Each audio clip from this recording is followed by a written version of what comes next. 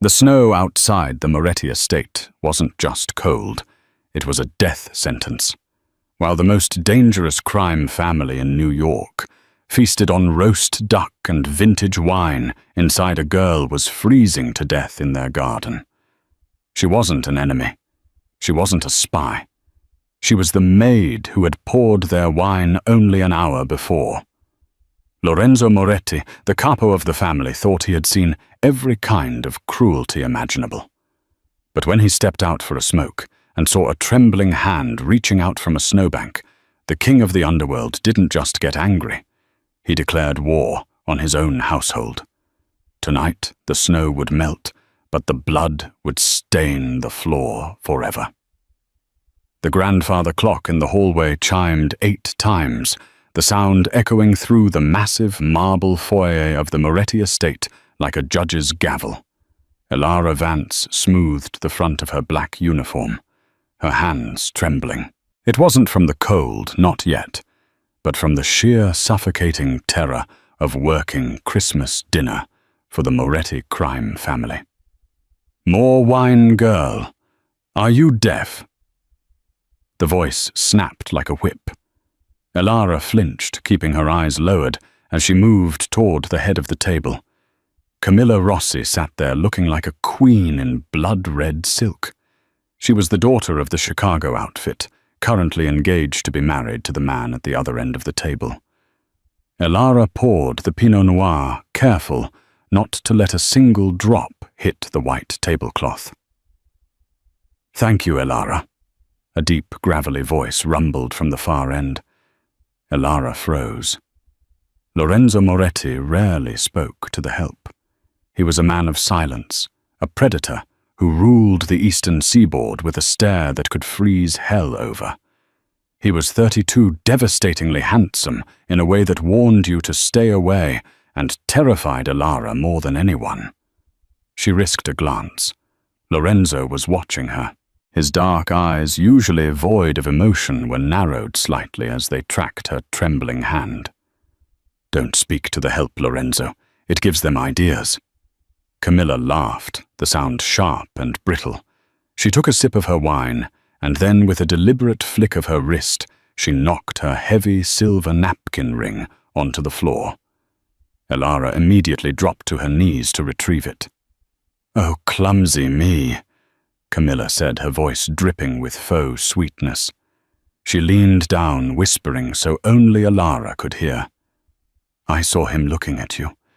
Do you think because you have pretty eyes you matter?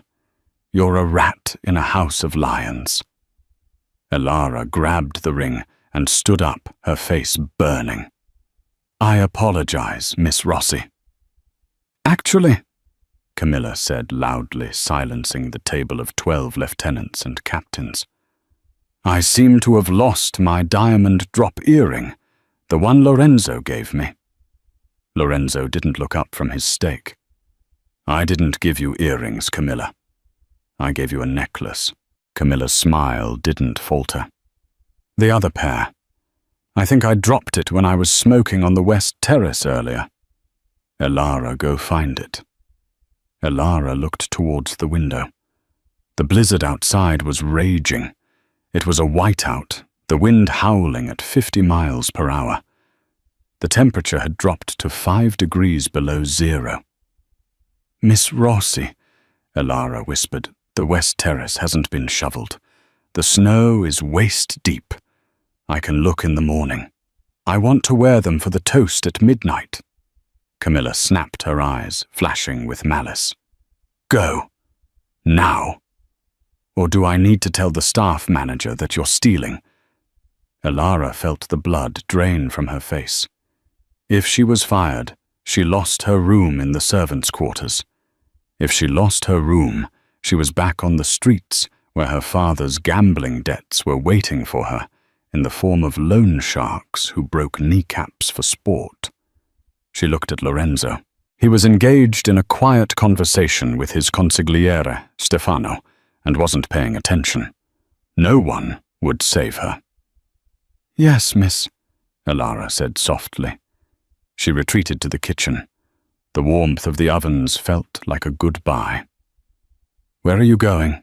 Marco, the old cook, asked as she headed for the back door. "Miss Rossi lost an earring on the terrace." "In this weather, you need a coat," Marco shouted, reaching for his own oversized parka. "No time," Elara said, panic rising in her chest. She grabbed a thin wool shawl from the hook, her only personal item, and wrapped it around her shoulders. "If I'm not back in 10 minutes, she'll fire me." Elara pushed open the heavy oak door and was immediately assaulted. The wind hit her like a physical blow, knocking the breath from her lungs. The cold was instant, biting through her thin maid's uniform, like needles.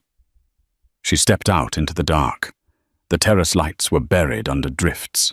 She fell to her knees, the snow instantly soaking her stockings, freezing her skin. Just find it, and go back in. She began to crawl, sifting through the icy powder with bare hands. 1 minute passed, then 2. Her fingers went from stinging to burning, then to a numb, clumsy heaviness. The wind screamed, tearing the shawl from her shoulders and blowing it into the darkness. "No," she cried, her voice swallowed by the storm. She couldn't feel her feet anymore. She was disoriented. Which way was the door? The snow was swirling so hard she couldn't see the lights of the house, even though she was only 20 feet away. She crawled in what she thought was the right direction, but her hand hit a stone balustrade. Wrong way. She turned, panic setting in. Her body began to shake violently. Her vision blurred. The cold was no longer painful. It was making her sleepy. It felt like a heavy, warm blanket, urging her to lay down. "I'll just rest for a second," she thought, curling into a ball near the stone railing. Just a second. Inside the dining room, the fire roared and the wine flowed. Outside, Elara Vance closed her eyes, the snow rapidly covering her small form, burying her alive, while the man she feared and admired sat just through the glass, unaware he was about to lose the only innocent thing left in his world. Lorenzo Moretti was bored. He swirled the amber liquid in his glass, tuning out the sycophantic laughter of his underbosses. He hated Christmas. He hated the pretense of holiness when everyone at this table had blood under their fingernails. But mostly he hated the arrangement with Camilla. It was a business merger, nothing more.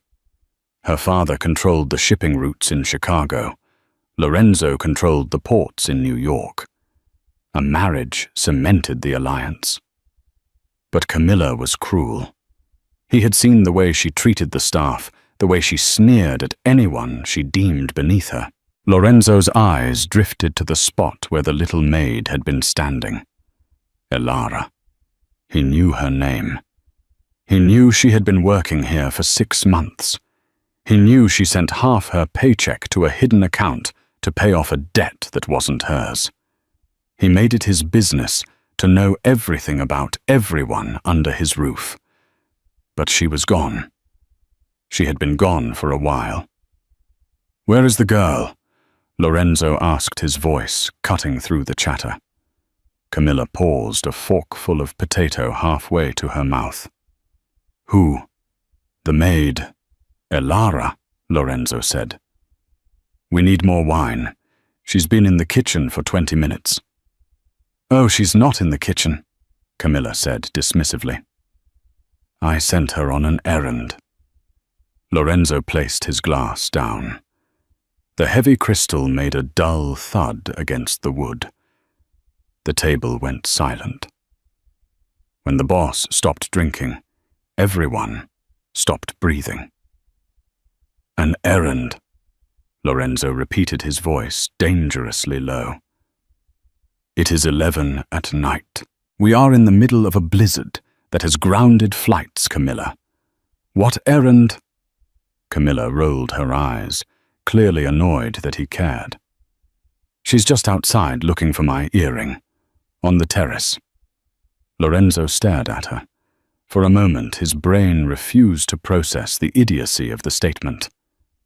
Outside. Yes, don't be dramatic, Lorenzo. It's just a little snow. Lorenzo stood up. The movement was so abrupt that his heavy chair screeched backward and toppled over. Stefano! Lorenzo barked at his consigliere. The exterior temperature. Stefano checked his watch immediately. Current reading is -8, boss, with wind chill -20. Lorenzo looked at Camilla. His eyes, usually cold, were now blazing with a fire that promised violence. How long has she been out there? Camilla faltered, shrinking back into her seat. I don't know. Maybe 20 minutes, 30. 30 minutes, Lorenzo roared. The sound was terrifying, a raw, primal eclosion of rage that made the seasoned killers at the table jump. He didn't say another word. He turned and sprinted. He didn't go to the kitchen. He went straight for the French doors in the dining room that led to the west terrace. He unlocked them and threw them open. The wind hit the dining room like a bomb. Snow blasted inside, extinguishing the candles and sending napkins flying. The guests screamed, shielding their faces. Lorenzo stepped out into the white hell. Elara! He screamed. The wind tore the name from his lips. He couldn't see 3 feet in front of him. He was wearing a 3-piece Italian suit, and the cold bit through it instantly. He couldn't imagine what it was doing to a girl in a polyester uniform. Elara! He waded through the knee-deep drifts. He scanned the terrace, his heart hammering against his ribs in a way it never did during a gunfight. Please let her be alive. Please. He moved toward the edge of the balcony. He saw a shape near the balustrade. It looked like a pile of discarded snow, but the shape was too organic, too curved. Lorenzo lunged forward, falling to his knees in the snow. He dug his hands into the drift and felt fabric. He pulled. A body emerged, limp and frighteningly light. It was her. Her skin was marble white, tinged with a terrifying shade of blue around her lips. Ice had formed on her eyelashes, sealing her eyes shut. She wasn't shivering anymore. That was the worst sign. Elara! Lorenzo roared, pulling her against his chest. She was as cold as the stone railing. He ripped off his suit jacket, not caring about the freezing wind hitting his silk shirt, and wrapped it around her. He scooped her up into his arms, holding her tight against his body heat. She was so small. She felt fragile like a bird with broken wings. Lorenzo turned back toward the house. Through the open doors, the warm light spilled out, framing the silhouette of Camilla, who was standing there with a hand over her mouth. Lorenzo marched back inside, carrying the frozen girl. He stepped onto the expensive Persian rug, snow and ice dripping from his clothes, staining the wool. The room was silent. Every eye was on him. Lorenzo looked at the head of the house staff. Get the doctor. Now if she dies, I kill everyone in this room. He looked down at Elara's face. A single shallow breath escaped her lips, a tiny puff of mist. She was fighting. He looked up at Camilla. Camilla was trembling, but she tried to maintain her composure. Lorenzo, look at the mess. It was just a maid. Stefano, Lorenzo said. His voice was no longer a roar. It was a whisper, dead and flat. Lock the doors. No one leaves this dining room, especially not her. He walked past them, carrying Elara toward the grand fireplace in the living room. The dinner was over. The war had begun. The great hall of the Moretti estate was usually a place of cold formalities, but tonight it was an emergency room. Lorenzo kicked the heavy velvet sofa closer to the roaring fireplace. He laid Alara down her wet uniform, clinging to her skin like a shroud. "Get out!" Lorenzo barked at the lingering guests. "Everyone out, except Stefano. And the doctor." The lieutenants and their wives scrambled for their coats, terrified by the unhinged look in their Don's eyes. Camilla Rossi stood her ground near the doorway, her face pale but her chin high. "You are embarrassing me, Lorenzo," she hissed. "Over a servant." Lorenzo didn't look at her. His hands were busy. He knew the protocol for hypothermia. He had seen men freeze in the Alps during a botched smuggling operation years ago. You couldn't just warm them up. You had to remove the cold first. He reached for the collar of Alara's dress. The cheap polyester was frozen stiff. With a single violent jerk, he ripped the uniform down the middle. "What are you doing?" Camilla shrieked, taking a step forward. "Have you no shame?" "She is dying, you stupid woman," Lorenzo snarled. He stripped the sodden fabric from Alara's body, leaving her in her simple, threadbare cotton undergarments. Her skin was terrifyingly pale, the veins standing out in stark blue maps across her arms. He grabbed the heavy fur throw from the armchair and wrapped her tightly, cocooning her. Then he did something that made Stefano, his hardened consigliere, widen his eyes. Lorenzo sat on the floor, pulled Alara's frozen body into his lap, and began to rub her arms and legs vigorously, using his own body heat to try and restart her system. "Come on," he whispered against her hair, his voice ragged. "Fight, Alara. You didn't survive the streets to die in my backyard." The front door banged open. Dr. Aris Thorne, the family's private surgeon, rushed in, shaking snow from his coat. He carried a trauma bag. "Status?" Dr. Thorne asked, dropping to his knees beside them. "Pulse is thready. Respiration is shallow. She was out there for 30 minutes at -20 degrees. Lorenzo reported, his hands never stopping their friction against her skin. Dr. Thorne worked quickly. He checked her pupils, then pulled a syringe from his kit. "I'm giving her epinephrine to support her heart and warm saline the 4.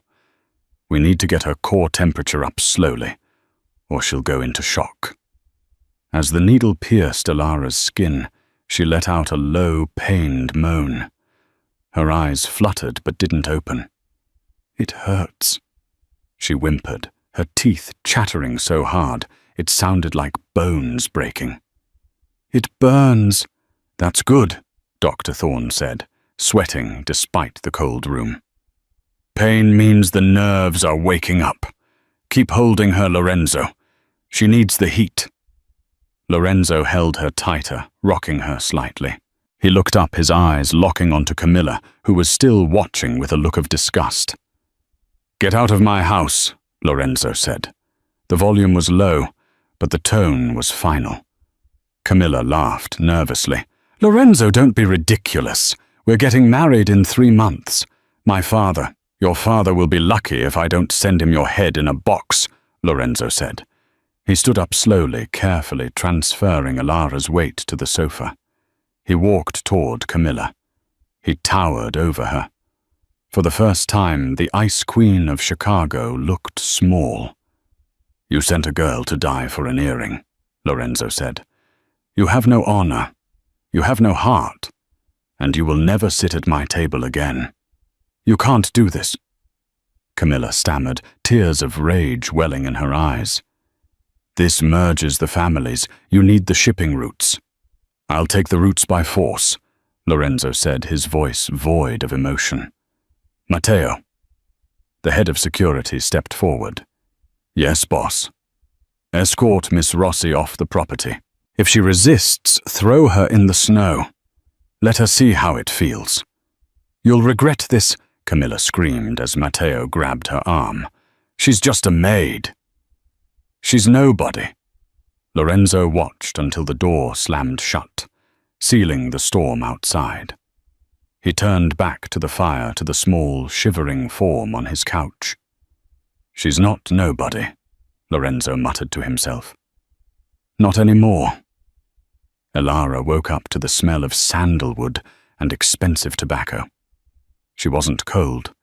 In fact, she was enveloped in a warmth so luxurious it felt like a sin. She shifted, expecting the lumpy mattress of the servants' quarters and the drafty window. Instead, she felt silk sheets sliding against her skin. Her eyes snapped open. She was in a room she had only ever seen while cleaning it. The master suite. The ceiling was high-painted with Renaissance-style frescoes. The fireplace across the room was lit, casting dancing shadows on the dark mahogany furniture. Panic spiked in her chest. I fell asleep outside. "I'm going to be fired." She tried to sit up, but a wave of dizziness slammed her back down. Her hands and feet throbbed with a dull, aching pulse, the aftermath of the frostbite. "Easy," a voice said from the shadows. Elara gasped, pulling the duvet up to her chin. Lorenzo Moretti was sitting in a leather wingback chair in the corner watching her. He had discarded his suit jacket and tie. His white shirt was unbuttoned at the top, his sleeves rolled up to reveal muscular forearms covered in intricate tattoos. He looked exhausted and dangerous. "Mr. Moretti," Elara croaked. Her throat felt like sandpaper. I'm so sorry. I didn't mean to fall asleep. I'll leave immediately." She tried to swing her legs out of bed, but Lorenzo was there in a flash. His hand gently pushed her shoulder back down. "You didn't fall asleep, Elara. You almost died." His hand lingered on her shoulder. His touch was warm, firm, and terrifyingly gentle. "The earring," she whispered. "Did I find it?" Lorenzo's jaw tightened. He reached into his pocket and pulled out a small, glittering object. He tossed it onto the bedside table. It was the diamond drop earring. "Matteo found it." Lorenzo lied. "It was in Camilla's purse. She never lost it." Elara stared at the earring. The realization hit her slowly like a bruise forming. She knew. "She wanted to hurt you," Lorenzo said bluntly. "Because she saw me looking at you." Elara looked away, shame burning her cheeks. "I am just the help, sir. I'm not worth looking at." Lorenzo reached out, placing a finger under her chin and turning her face back toward him. His eyes searched hers, intense and probing. "You stayed out there," he said softly. "Why didn't you come back in when it got too cold? Why risk your life for a job?" "I couldn't lose this job," Elara said, her voice trembling. "I have obligations." "The debt," Lorenzo said. Elara froze. "How do you know? I know everything that happens in my city," Lorenzo said, stepping back. He walked to the table and poured a glass of water, handing it to her. "You send 70% of your wages to a loan shark named Vinny the Rat Gotti in Queens, your father's debt, correct?" Elara gripped the glass, her knuckles white. "He threatened to burn down my father's nursing home. I had to pay." Lorenzo watched her. Most people in her position would have stolen from him. They would have sold secrets to his enemies. But Elara had quietly worked herself to the bone, taking abuse from women like Camilla, just to protect an old man who had gambled away their future. Loyalty. It was the rarest currency in Lorenzo's world, and this girl had it in her blood. "The debt is gone," Lorenzo said calmly. Elara blinked. "What? Vinny Gotti had a visit from my associates an hour ago. He has decided to forgive the debt and retire to Florida. Permanently." Elara's mouth fell open. Why would you do that? Because you are under my protection now, Lorenzo said, and because I need something from you. Elara's heart hammered. What could the Mafia Don want from a maid? What do you need? She asked, fearing the answer. Lorenzo walked over to a small table near the window. On it sat a beautiful hand-carved marble chess set. The game was in progress. For 3 months, Lorenzo said, staring at the board. I have been playing a game against myself. I leave the board set up in the library. Every morning I make a move. And every evening when I return, someone has moved the black pieces. He turned to look at her. I thought it was Stefano. He denied it. I thought it was a ghost. Lorenzo's eyes narrowed. But the moves, they were brilliant, aggressive, unconventional, grandmaster level. He picked up the black queen. Yesterday before dinner, the black side executed a queen's gambit variation that I have never seen before. It trapped my king in 4 moves. Lorenzo walked back to the bed, holding the chess piece up. You clean the library every day at 4 p.m., Elara. Was it you? Elara swallowed hard. The secret she had kept hidden for so long, the one thing that belonged only to her, was out. I didn't mean to interfere, she whispered. The board, it called to me. The position was unbalanced. It needed to be fixed. Lorenzo looked at her as if he was seeing her for the first time. Not as a maid, not as a victim, but as an equal. Who are you, Elara? He asked intensely. Waitresses don't play chess like Kasparov. Who taught you? Elara looked down at her hands. My father wasn't always a gambler, sir. Before the addiction, before the crash. His name was Victor Vance, the mathematics professor at MIT. Lorenzo's expression didn't change, but his eyes lit up. Victor Vance, the man who had revolutionized game theory before disappearing into obscurity and debt. You're the daughter of the numbers king, Lorenzo murmured. He taught me everything, Elara said softly. Patterns, strategy, probability. He said life is just a game of chess. If you control the center, you control the outcome. And yet, Lorenzo gestured to the room. You are cleaning floors. Strategy doesn't pay the rent when you're blacklisted, she replied with a sudden sharp bitterness. Lorenzo smiled. It was the first time she had seen him smile. It was terrifying and beautiful.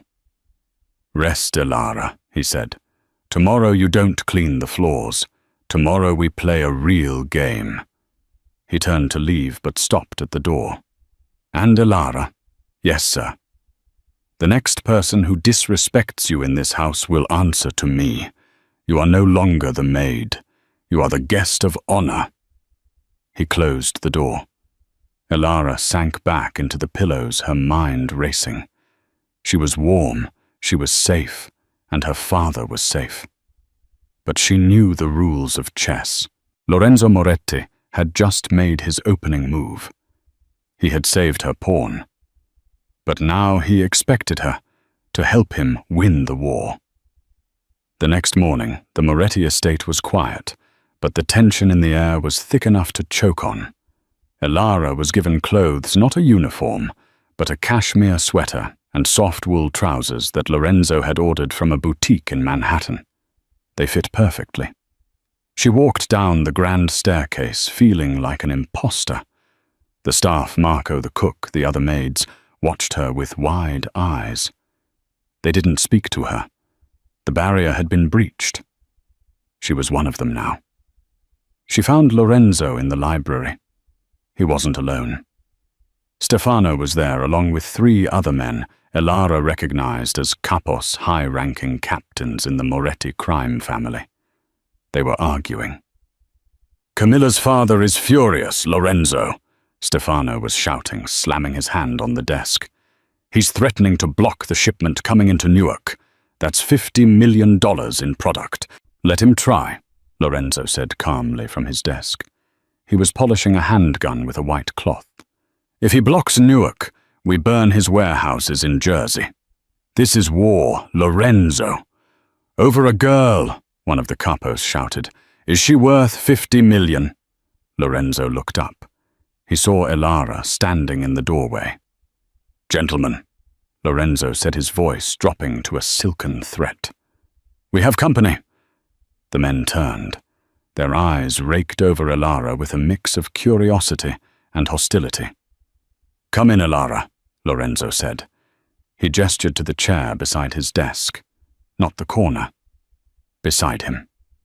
Elara walked forward, her legs shaking, but she forced herself to keep her head up. "Control the center. This is the girl," the capo sneered. "She looks like a stiff breeze would break her." "This is Elara," Lorenzo corrected, "and she is going to solve our problem." The men laughed. "She's going to fight the Rossi family." "No," Lorenzo said. He stood up and walked over to a large map pinned to the wall. It showed the shipping routes of the East Coast. Complex lines of distribution, police patrol zones and rival territories. It was a mess of red and blue markers. "The Rossi family is using a distribution pattern I can't crack," Lorenzo admitted. It was a rare admission of weakness. "They are moving product through our territory, but every time we set an ambush, they are gone. They are ghosting us.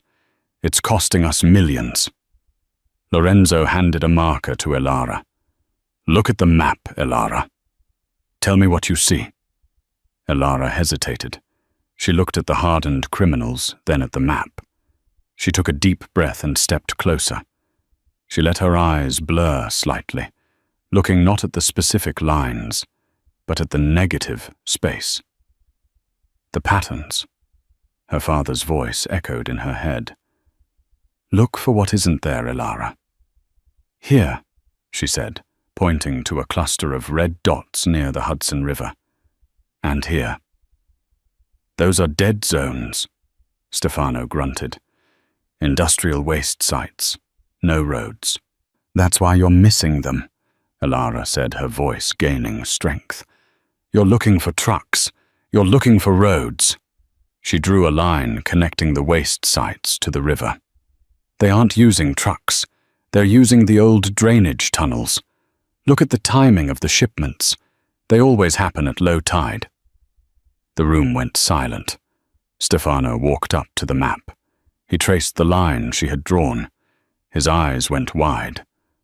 "Holy Mother of..." Stefano whispered. "The tunnels run right under the checkpoints. That's how they're bypassing us." Lorenzo looked at his captains. "She just saved us $50 million in 5 minutes. Does anyone else have a comment on whether she is worth it?" The captains looked at their feet, ashamed. Lorenzo turned to Elara, a look of fierce pride in his eyes. "Well done." But the victory was short-lived. The library phone rang. Lorenzo answered it. His face went from pride to stone-cold fury in a split second. "When?" he asked. "Is he alive?" He slammed the phone down so hard the plastic cracked. "What is it?" Stefano asked. "Camilla retaliated." Lorenzo said, his voice trembling with rage. "They didn't attack our warehouses. They attacked the nursing home in Queens." Elara felt the blood drain from her body. "My father." Lorenzo looked at her, his eyes filled with a pain that mirrored her own. "They took him, Elara. The Rossi family has your father, and they sent a message." "What message?" she whispered. "They want a trade," Lorenzo said. "They will return your father alive, but only in exchange for you." Elara swayed. Lorenzo caught her before she fell. "I won't let you go," Lorenzo vowed, holding her arms. "We will find him. I promise." "No," Elara said, tears streaming down her face. She pulled away from him. You don't understand.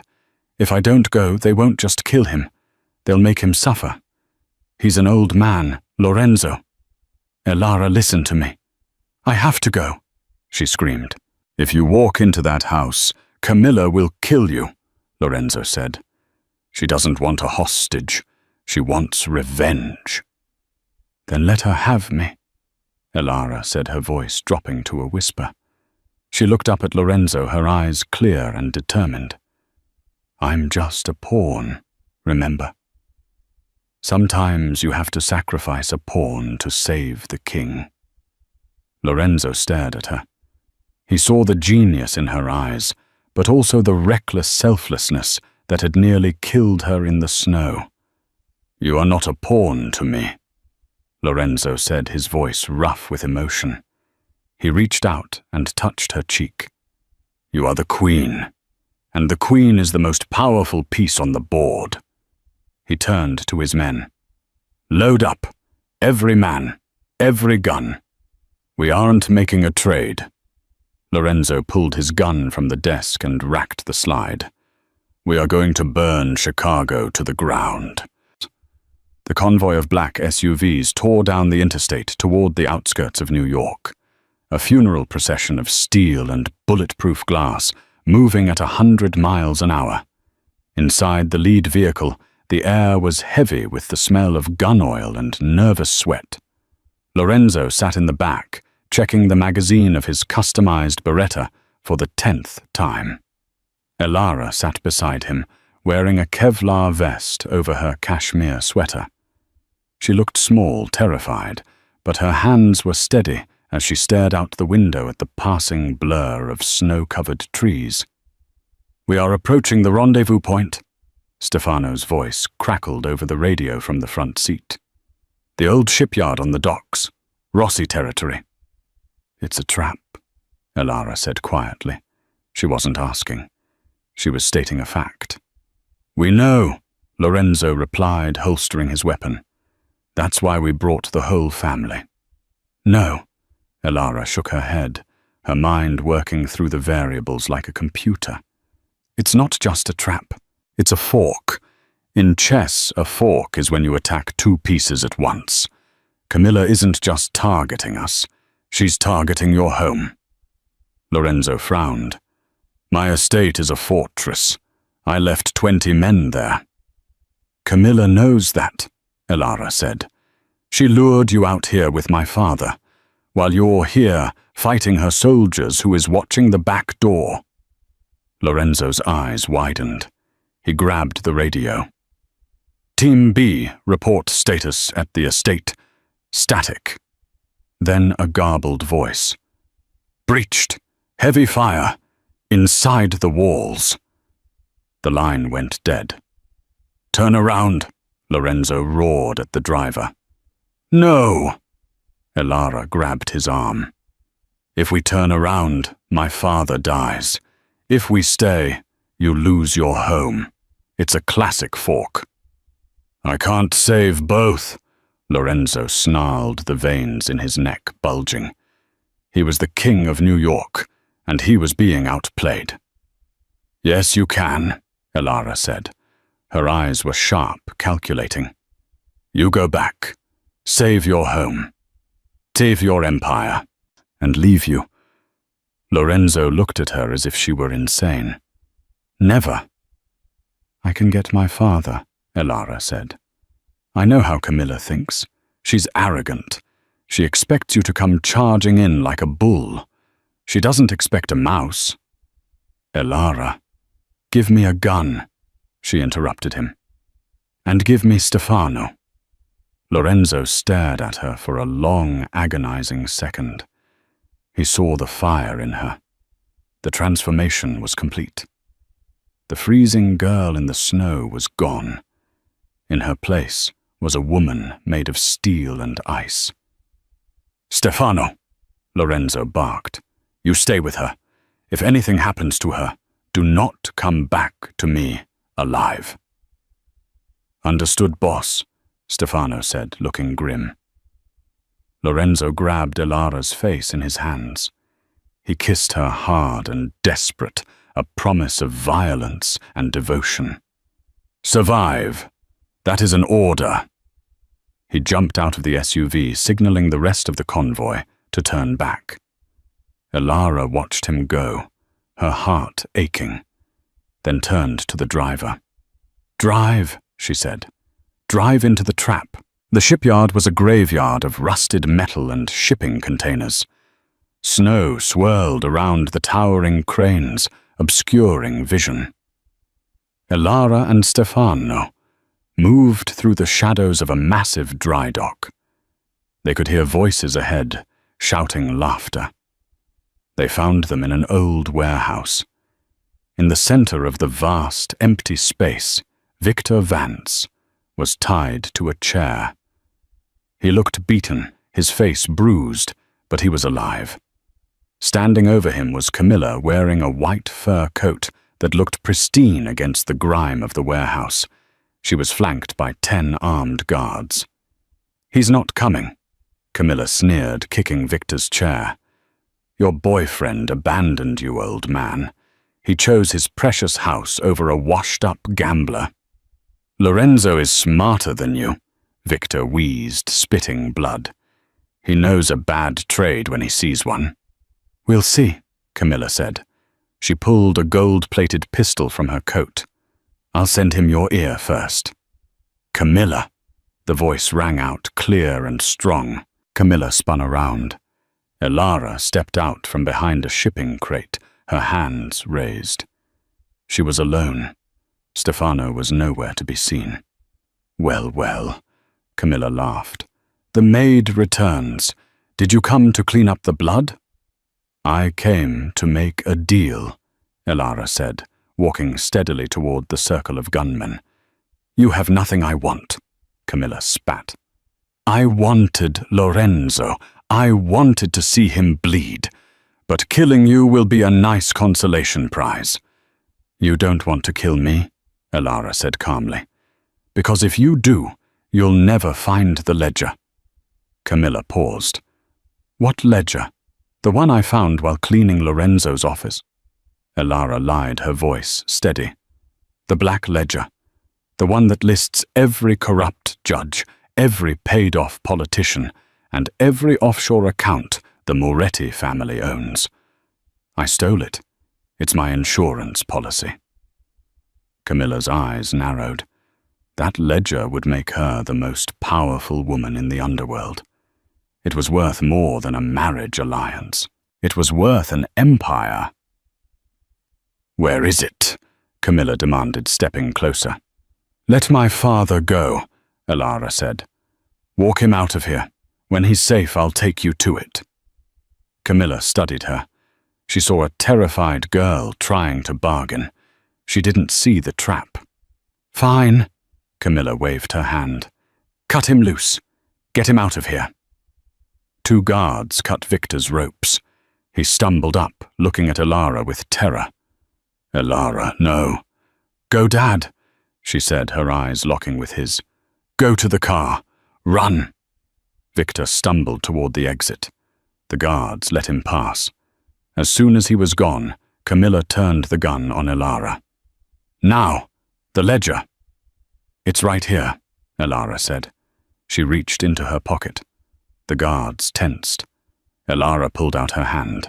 It was empty. She smiled. A cold, terrifying smile that looked just like Lorenzo's. "Checkmate."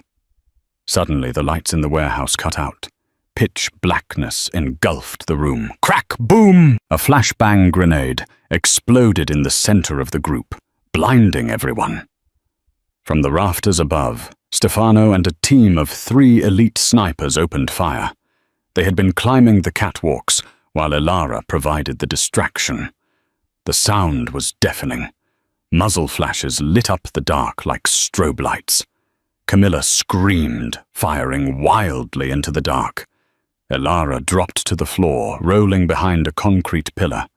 Bullets chipped the stone inches from her face. "Secure the target!" Stefano yelled over the comms. The firefight lasted 30 seconds.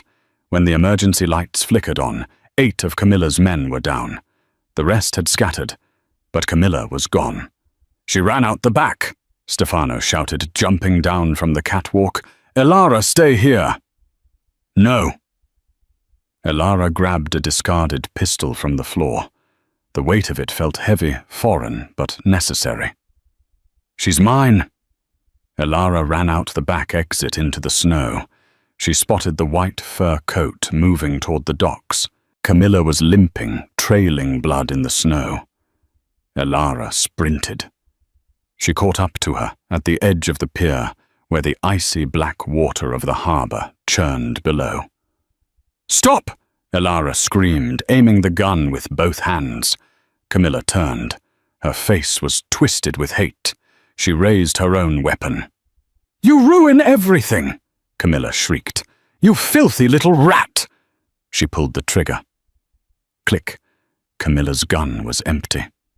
She stared at it in horror. Elara didn't fire. She stood there, the wind whipping her hair across her face, the gun steady. "Shoot me," Camilla taunted, backing up toward the edge. "Do it." "You don't have the guts. You're a servant. You exist to serve people like me."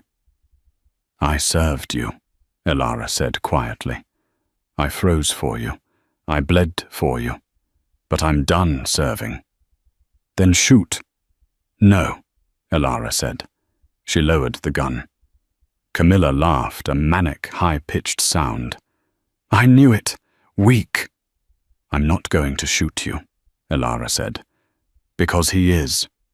Camilla froze. She turned around.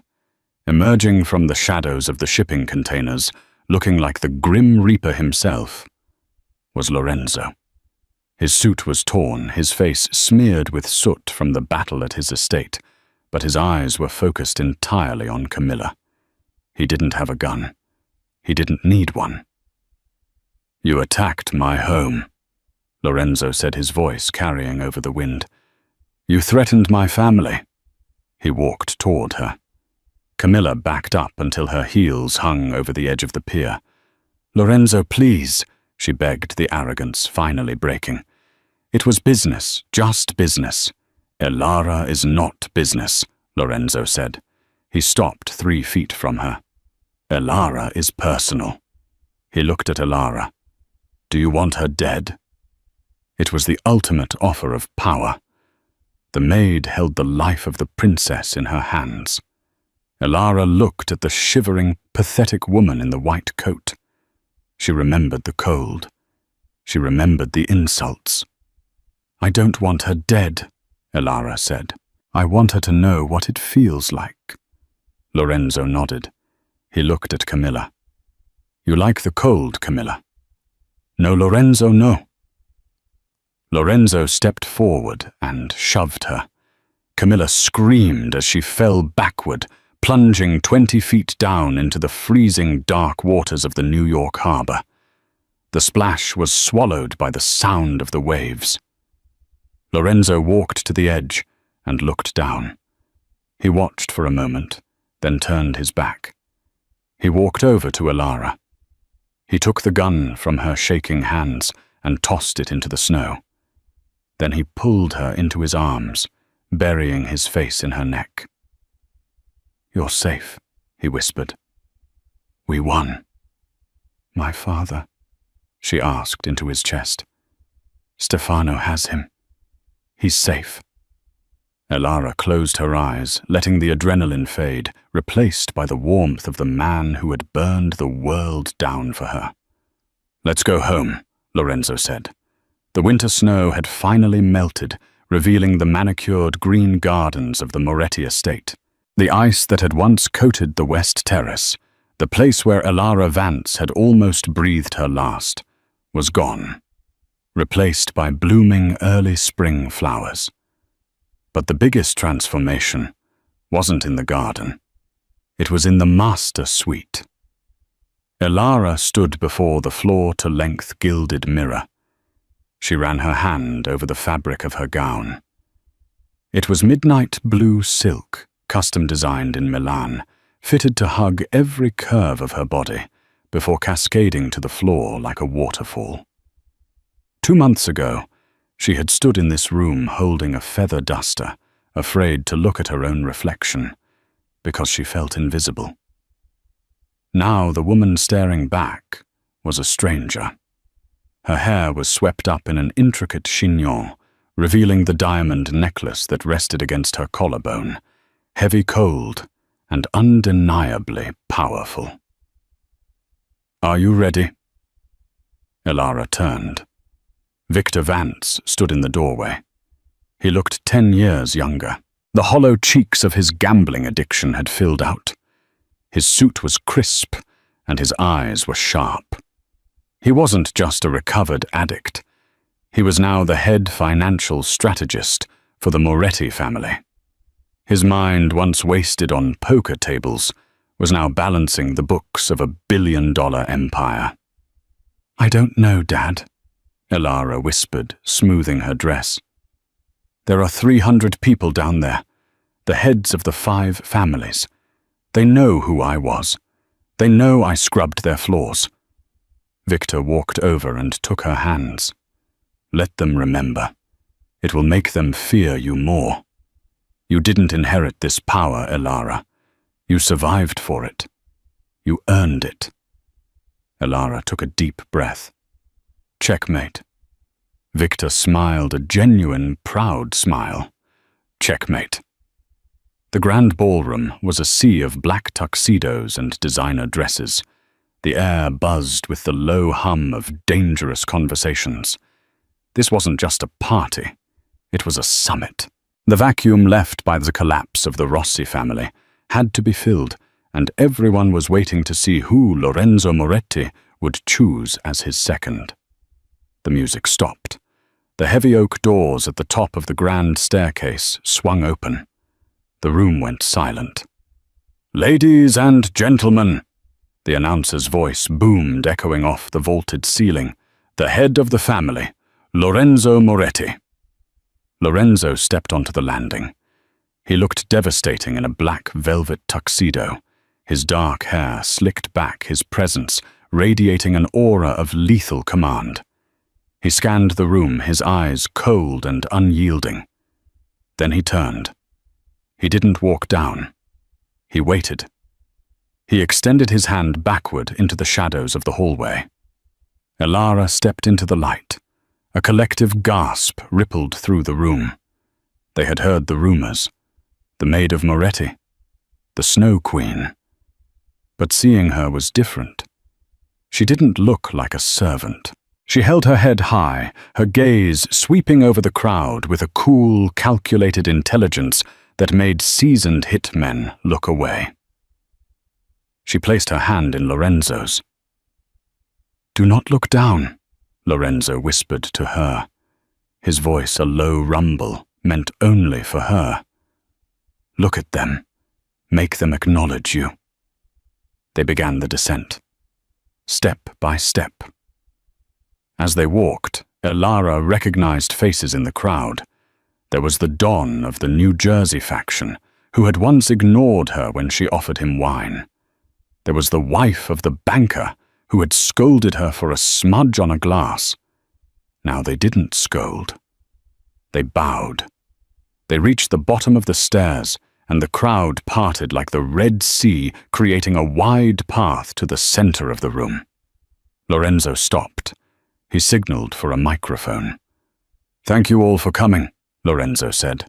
His voice was calm, but it carried the weight of a judge passing a sentence. "As you know, the Rossi family has been dissolved. Their territories have been absorbed." He paused, letting the implication sink in. "Many of you have asked how we anticipated their movements, how we outmaneuvered a family twice our size." Lorenzo turned to Elara. He didn't hide her behind him. He stepped to the side, placing her equal to him. "Strategy," Lorenzo said. "Brute force is a hammer. But to build an empire, you need a scalpel. You need a mind that sees the board 10 moves ahead." He placed a hand on the small of Elara's back. "This is Elara Vance. You may remember her as the one who poured your wine. You were wrong.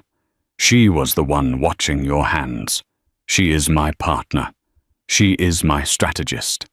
And from this night forward, she is the lady of this house. Any disrespect shown to her is a declaration of war against me." The room was so quiet you could hear the ice melting in the glasses. Then Stefano, standing in the front row, began to clap. Then Victor. Then the captains. Slowly the applause spread until the entire room was thundering with it. It wasn't just polite applause. It was the sound of submission. They accepted the new order. Lorenzo handed the microphone away and turned to Elara. The public performance was over. Now it was just them. "You did it," he murmured, brushing a stray lock of hair from her forehead. "You own the room." "I don't care about the room," Elara admitted, her voice trembling slightly now that the adrenaline was fading. She looked up at him, her eyes shining. "I just wanted to know that I belong here, with you." Lorenzo's expression softened, the mask of the Don slipping away, to reveal the man who had desperately rubbed warmth into her frozen limbs on Christmas night. "Elara," he said softly, "look around. You walked these halls when they were cold and empty. You brought life back to this place. You didn't just save my business. You saved me." He pulled a small box from his pocket. He didn't kneel. Kings don't kneel. But he opened it in front of her. Inside wasn't just a diamond. It was a custom ring, the setting designed to look like a queen chess piece, crowned with a massive, flawless blue diamond that matched her dress. "I told you once that the queen is the most powerful piece on the board," Lorenzo said. "Will you be mine?" Tears pricked Elara's eyes. She nodded, unable to speak. Lorenzo slid the ring onto her finger. It fit perfectly. He leaned in his lips, brushing against her ear. "You know I still have the chessboard set up in the library. It's your move." Elara laughed, a sound of pure, unburdened joy. She grabbed the lapels of his tuxedo and pulled him down for a kiss. It was a kiss that sealed her fate, a promise of a lifetime of battles fought and won together. As they kissed, the snow began to fall outside the window again, light, gentle flakes. But this time, Elara wasn't afraid of the cold. She was in the arms of the fire, and she was finally, truly home. The maid was gone. Long live the queen. And that is the epic conclusion of Elara and Lorenzo's story. From a frozen tragedy to a royal coronation, this story proves that true power isn't about where you start, but how you play the game. I really hope you enjoyed this longer, dramatic finale. I tried to pack as much emotion and detail into this series as possible. If you loved the chemistry between the maid and the mafia boss, please give this video a huge thumbs up. It really supports the channel and tells me you want more stories like this. What was your favorite part? The chess games, the rescue missions, or the final revenge on Camilla? Let me know in the comments. And don't forget to subscribe and hit the bell icon. Next week, I'm starting a brand new series about a runaway bride who hides in a billionaire's car and finds out he's her ex-boyfriend's rival. You won't want to miss it.